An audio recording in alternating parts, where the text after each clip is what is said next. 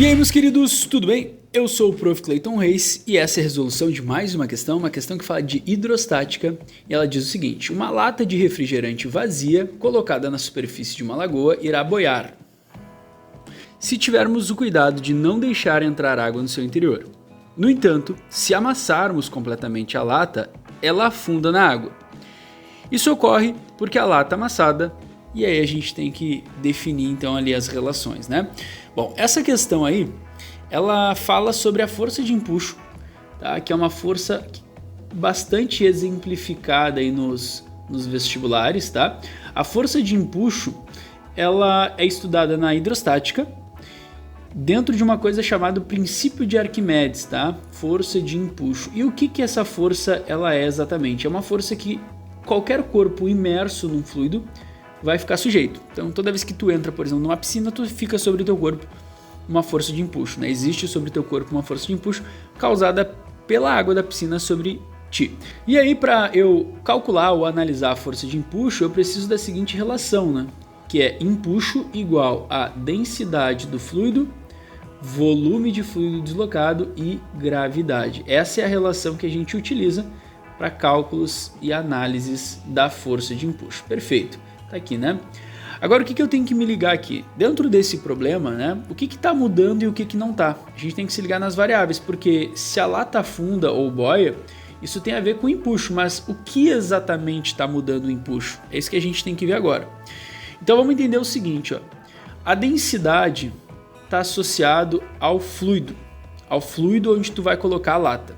No caso, a lata vai ser colocada na água em qualquer condição ali na situação.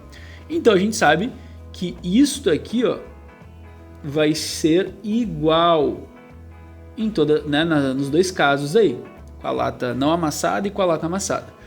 Outra coisa que a gente pode se ligar também é que a gravidade aqui, ó, a gravidade seria a gravidade do lugar onde a lata vai estar, que também não vai mudar, né? A lata é colocada no mesmo lugar, então também vai ser igual. Tá, então o que vai mudar? O que vai mudar é aquele VF ali, ó. Esse VF que é o que a gente tem que cuidar, tá? É o que vai acabar alterando e consequentemente mudando o empuxo sobre a lata. O que é esse VF? Para quem não lembra, né? Eu comentei ali no início. VF a gente vai chamar de volume de fluido deslocado.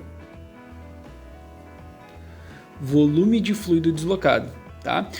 E, na verdade, é bem o que o nome está dizendo, né? Se tu pega um objeto e coloca dentro de um copo com água, por exemplo, tu vai ver que esse objeto ele vai deslocar água nesse copo. E o quanto de água ele desloca é o quanto está associado ao quanto de empuxo ele vai receber. Então, é exatamente o que o próprio nome está dizendo, né? Volume de fluido deslocado ali, então. Esse volume de fluido deslocado, a gente pode relacionar ele, porque ele vai ser sempre numericamente igual ao volume imerso do corpo. No caso aqui da nossa lata, né? Volume imerso do corpo. Isso quer dizer o que então? Quando a gente pega a lata inteira ela tem um volume grande, né? Imagina lá uma lata de refrigerante, um certo volume ali, 350 ml, né? E ela tem um volume considerável. Vou tentar desenhar aqui mais ou menos uma lata, só para a gente ter a noção visual, né? Por mais que eu saiba que vocês sabem o que é uma lata, né? Só para a gente ter a noção visual da coisa. Então imagina aqui, isso aqui é uma latinha que eu vou botar lá dentro da água. Bom, ela vai boiar, porque justamente quando eu coloco ela dentro da água, ela tem uma grande quantidade de volume de fluido deslocado. Tudo isso aqui, ó, é o que ela vai deslocar de fluido e vai receber então uma força para cima que vai se equilibrar com o peso dela, que não é muito pesada, né? E ela vai boiar. Essa é a condição de um corpo boiando, né? É quando o peso e o empuxo são iguais.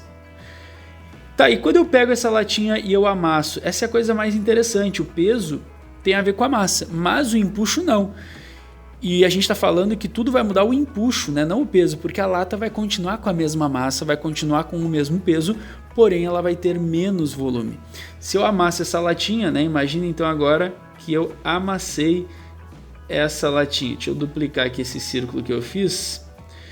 E aí eu vou desenhar agora essa latinha amassada. Imagina ele que eu amassei essa latinha, ó, tá um negócio meio assim, ó.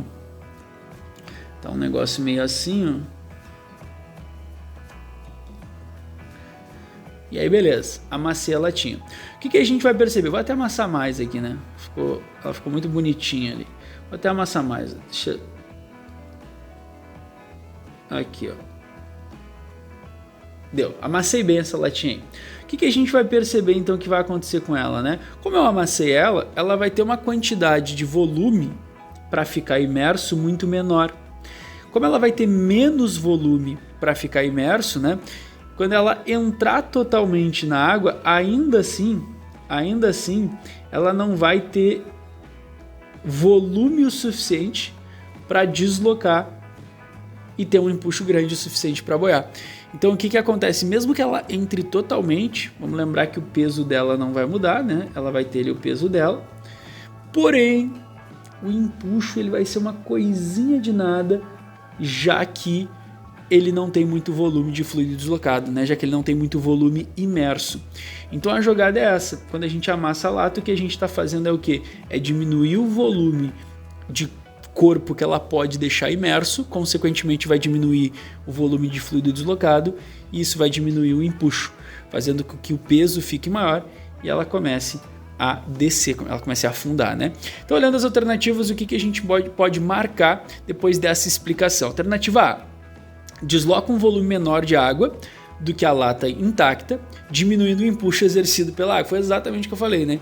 Então a resposta certa provavelmente fica aí na resposta A. Eu já vou botar aqui porque eu acho que as outras estão erradas. Vamos olhar as outras ali. B: apresenta-se com densidade menor do que a da lata intacta, facilitando o mergulho na água. Na verdade, se a gente lembrar, né, densidade é calculado como a razão entre a massa dividido pelo volume, né?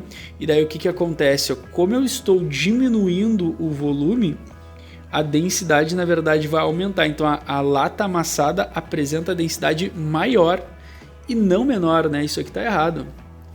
E aí todo o resto. Bom, C: tem seu peso diminuído e portanto o empuxo sobre ela é menor. Aquilo que eu falei, vamos lembrar que peso é o produto da massa vezes a aceleração da gravidade. O que é que mudou aí? Ninguém, a massa da lata é a mesma, só está mais condensada e a gravidade é a mesma. Então, tem seu peso diminuído? Não, tá errado isso.